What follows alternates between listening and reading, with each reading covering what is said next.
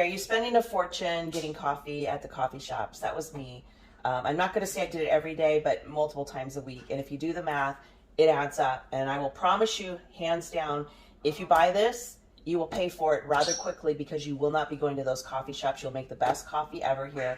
In fact, it'll be hard for you to go to those coffee shops because they'll never make it right. You're used to making it your way. So anyway, this is my Breville. I've had it about a year. It has paid for itself, I think, 4 times over because I have not been to the coffee shop since I've gotten this, and it has just been wonderful. So easy to use. I'm not an expert at espresso machines, and I'm going to show you how easy it is to make a cup of coffee. So here's what I do. I like a kind of a frothy latte with a little bit of sweetness to it, not a ton. So my routine, and I've already poured this, but I basically use a little bit of the creamer. And this comes with the Breville, this little steel frother. You can be super healthy with your creamer. You can buy the nasty ones, you know, that have a lot of bad things. You decide. And then I don't use real milk anymore. I use this Next Milk by Silk. It actually does a really nice job of frothing, so I recommend it. It comes in a low-fat version as well, but this has been really, really good if you don't want to use real milk. Okay, so the first thing I typically do is I'm going to go ahead and ground some coffee. So the way it works is you're going to put your coffee beans up on the top here, and then you're going to then stick this in, and it has an automatic shut-off. And now when you first get this, you're going to read the instructions and do the settings on how much grind every time you put it here, the coarseness of the grind. And once you get it set and you use typically the same coffee, you're not going to have to mess with this again. But if you change coffees a lot or change the beans, it can impact how much fine you want, a grind you want, because you have to be able to get the hot water to go through at a certain pressure. And it's just kind of like a balancing act sometimes. But once you've got it set, you don't have to mess with it usually. So I'm going to go ahead and push that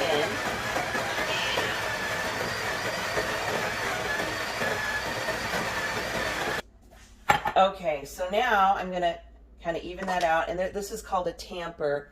And this is a magnetic, which I love that this just has a place to be and it just sticks up there with the magnet. So I'm going to tamp that down a bit and do a little bit more. And if you want to stop it, you just push that in, and then I think that might be enough, because you want a little bit of, I might go just a smidge more. And then that's about right. You want a little bit. Now I might have overdone it. I should be okay. You want to have just maybe not even a 1/4 inch of it recessed in there. Okay, so the first thing I'm going to do is I don't put this in up here yet because it will start heating up, and I've had issues with it not reaching the right pressure if I have it heating while I'm frothing my milk. So what I'm going to do is I'm going to froth my milk, and there's a twist, you can't really see it, but there's a thing on the side here I'm going to turn forward, and I'm going to turn that forward, and as I do, there's water in the back in a reservoir here that you're going to pre-fill, and it's going to start coming out here in steam in a moment. And then this tray here, while I'm waiting, I can wipe that off if I want. And I usually have to clean this out. I have a routine every Saturday. I clean this out. If you wait more than a week, if you do 1 coffee a day, then it will overfill. If it does start to overfill, a little thing will pop up to warn you, but if you do it once a week, you should be okay if you do 1 cup a day. All right, so that's about ready. And then what I'm going to do is put this in here.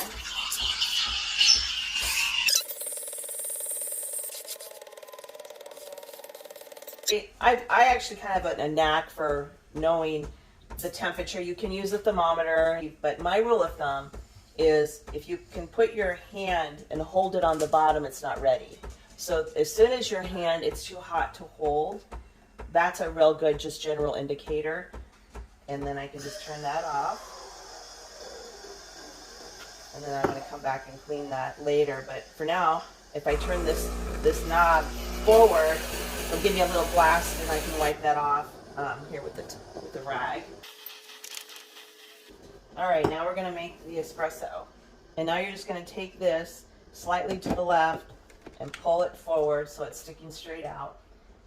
Then I'm going to put, I love these wide mouth mugs for my espresso. It's just my preference.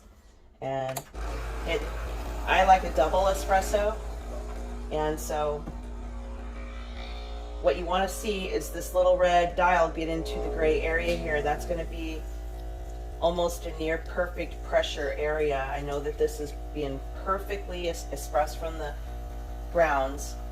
Okay, so when you do find that you're not falling in that perfect gray range, what you might do is get the manual out, and they'll give you some tips, but it's going to come down to the amount of grind and the coarseness of the grind, and that's what's going to then help you balance that and get you into that fine area, because if you don't get in the right pressure, you're not going to extract the right flavor. Now here's my little thing that I do.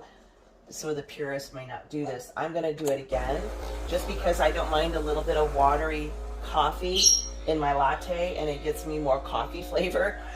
You know, but you will start to notice if you hit this again. We've already done 2 espressos technically. It's going to come out on the watery side, but that's okay. I don't mind that at all. I just want a little bit more coffee flavor, and now it's starting to look watery, so I'll be done with that. Okay, so now I have the espresso, and as you can see, it's got a great crema to it. And I'm going to then pour. Now you can get fancy with your pours. I mean, I'm just making this for me in the morning. So, and there you go. And you might put a little bit of cinnamon on that, but now I don't have to go to the coffee shops, and this tastes better than anything I get there.